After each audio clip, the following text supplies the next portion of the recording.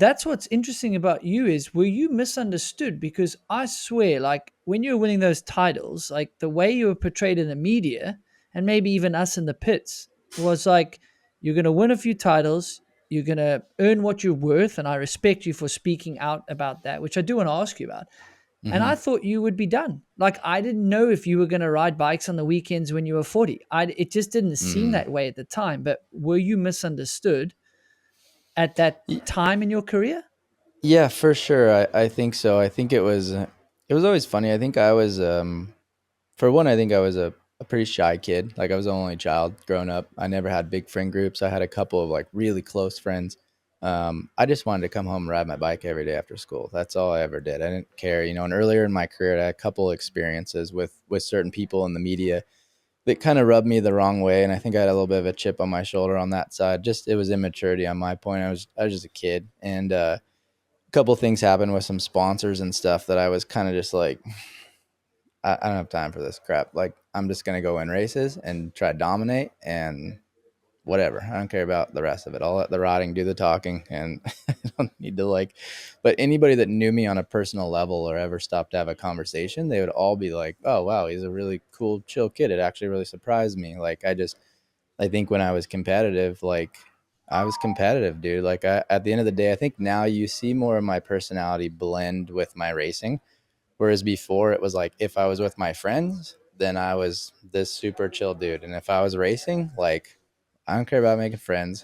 I want to dominate and like Yeah. make the money I want to make and get the race wins. If we're going to put this money or this effort in, you know, I think the money is like secondary just because I believe that it was appropriate for what I was bringing to the brands. It wasn't about the money. I grew up with not a lot of money. Like I didn't really care, but um, you know, I was competitive and I wanted to win, you know, bad. We've been struggling at this for a long time. I mean, people see me jump into downhill and do good, but I've been racing very competitively since I was 4. Motocross was a struggle, like a lot of injuries, a lot of money. My parents maxing out credit cards, a lot of stress. So for me, and I tell some of our juniors on our team now, you know, or other riders I work with that kind of come in and they're having fun and they're like, yeah, I want to be really good at it. And you're like, do you know what you're like? Do you really want to be good at it? Because when I started racing, yeah, I was digging Can you ditches. do what you're saying?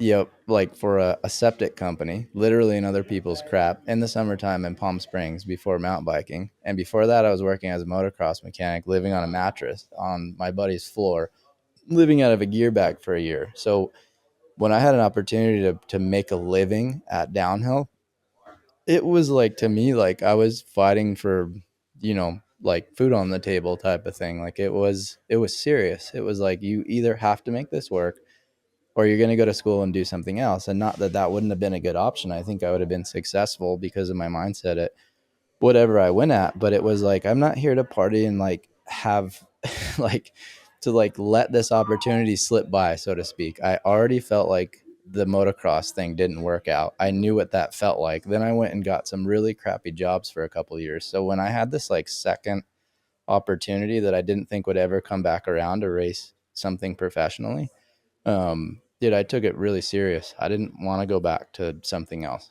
I wanted to make enough money to where I could just put everything I had into this thing I loved and let that be my career. And then, you know, have enough to like transition into something I enjoyed down the road. So it was like really fighting for my career. So I think that kind of came across, you know, and I, like I said, because that was so my focus and was a little bit more, less mature and had certain experiences where I was just not like, I don't know, maybe didn't care about media stuff as much, or I tried to be a nice guy a few times and kind of got burned and was like, all right, well, I just won't do that anymore. I'm just going to race and put my head down and kind of hammer. So, but yeah, long-winded answer to a question of like I said, I've loved riding my bike since I can remember, and I'll ride till I'm dead as much as I can. Like I love doing that. The racing at times in my life is more the work part, but the passion for riding and building trails and doing that, like, dude, it's like the best thing ever. If it has wheels, like I'm stoked.